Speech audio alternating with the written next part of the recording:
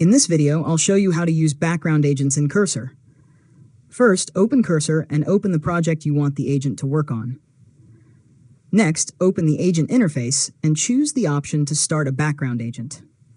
Now, describe the task you want the agent to complete, such as fixing a bug, adding a feature, or updating several files. After that, select the repository and branch the agent should work with if Cursor asks you to configure them.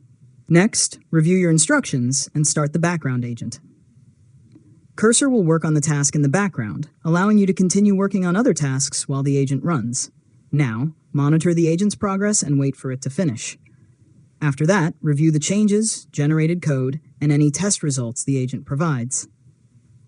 Next, check the git diff or pull request carefully before merging anything into your main branch.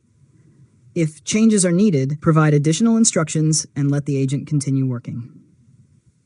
Finally, run your own tests and verify the application before accepting the completed changes. And that's it. You've successfully learned how to use background agents in Cursor. If you found this tutorial helpful, make sure to subscribe to Learn Mode Lab for more tutorials.